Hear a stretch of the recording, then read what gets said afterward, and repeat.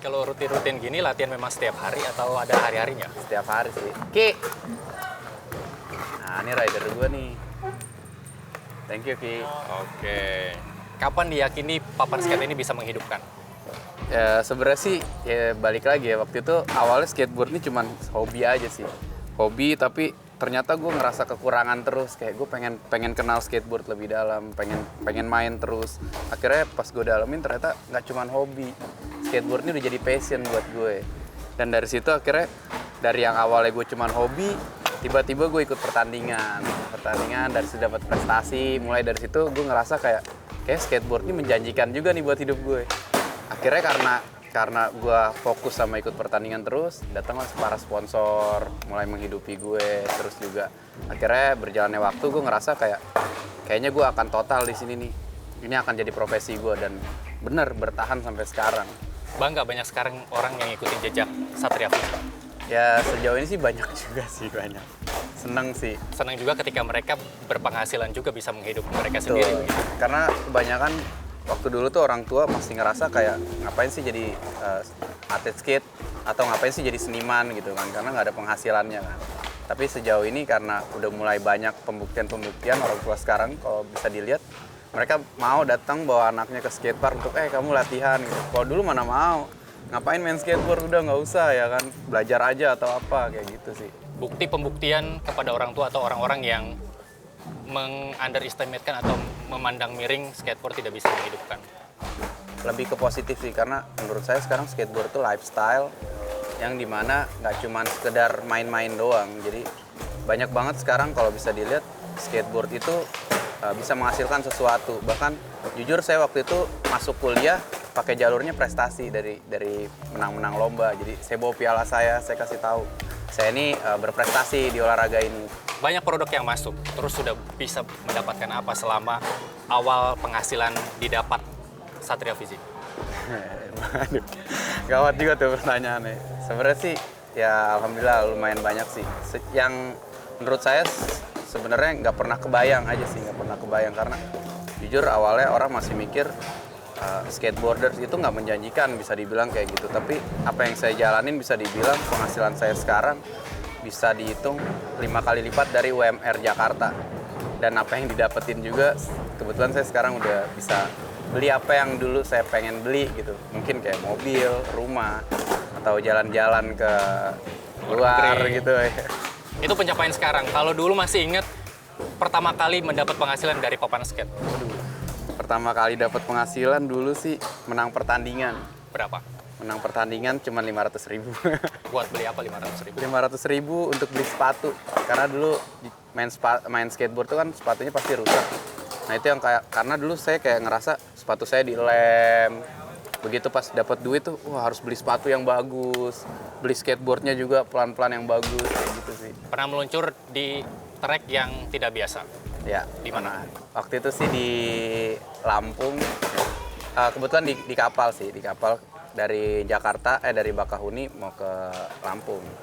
Jadi waktu itu sebenarnya kita lagi trip skate aja. Tapi nggak tahu kenapa, karena tempatnya lumayan skateable banget, bisa dimainin buat skate. Akhirnya kita mikir kenapa nggak coba main di situ gitu, dan kita main di atas kapal itu di bawah Selat Sunda. Jadi lumayan kapal lagi jalan, dan uniknya sih nggak akan ada yang bisa main di situ sih sebenarnya. Siapa ide pertama kali untuk mencetuskan kita skate di atas kapal? Saya sih. Ide gila juga nih ya. Sebagai orang yang awam, ngelihat permainan skate ini mengerikan sebenarnya kalau tidak punya keahlian khusus. Kalau untuk seorang profesional, apa rasanya berdiri di atas papan skate? Ngerasa lebih bebas aja, ngerasa lebih nyaman kalau kita udah di atas papan skate sih. Ya mungkin kadang orang awam ngerasa kayak serem banget karena nggak ada rem. Jujur skateboard ini nggak ada remnya, aneh banget kan. Segampang itu bisa bikin kalian cedera sebenarnya sih. Cedera? Parah? Pernah? Pernah. Cedera paling parah sih sebenarnya waktu itu ada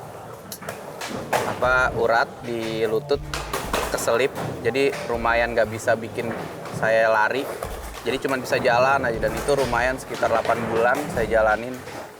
Ya tiap hari kerjanya cuma ngeluh dan sedih karena nggak bisa main skate, dimana waktu itu pertandingan skateboard banyak, sponsor juga lagi bagus, jadi datang barang-barang sponsor itu cuma bisa liatin karena saya nggak bisa pakai buat main. Pernah terpikir bahwa itu adalah akhir dari karir skateboarder Satria Fiji?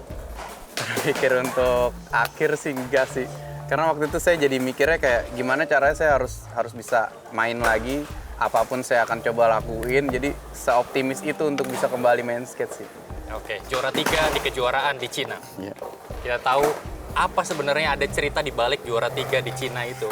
Ini kalau ada kisah-kisah lucu di balik kejuaraan di Cina itu, boleh diceritakan? Lebih tepatnya sih sebenarnya saya cuma nganterin teman sih. Jadi kayak ada anak didikan saya yang kebetulan masuk dan mewakili Indonesia. Terus saya bilang, ayo saya akan temenin kamu di sana untuk bantuin coach lah kasarnya. Tapi nggak tahu kenapa kenapa kamu nggak ikutan juga? Oh ya udah saya ikutan juga. Justru malah saya yang menang, dia malah nggak menang. Oh, daftar di saat itu juga Saat tanpa itu juga, perencanaan. tanpa perencanaan, jadi tanpa latihan. Dan waktu itu emang kebetulan mainnya lumayan bagus. Sampai orang-orang juga awalnya nggak mikir, kita Indonesia mungkin nggak bakal menang nih di sini karena pertandingan itu lumayan sengit juga dan yang ikutan banyak banget. Ada Berapa South negara? Afrika, Prancis, terus Inggris. Jadi lumayan campur banget. Sampai pada waktu itu pun begitu kelar pertandingan, waktu kita pengumuman juara itu agak unik juga tuh. Karena dia pakai bahasa Cina. Dan kita nggak ngerti. Akhirnya dia main sebut-sebut. Kita kayak siapa nih?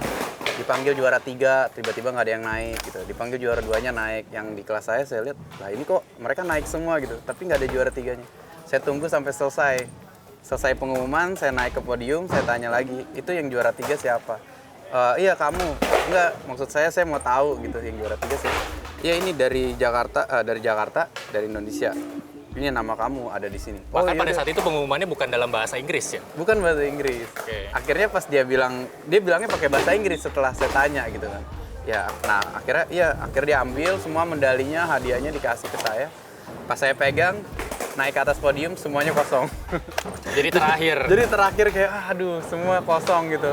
Di atas itu saya udah yang kayak sedih tapi campur senang karena ngerasa kayak kenapa nggak tadi langsung naik gitu.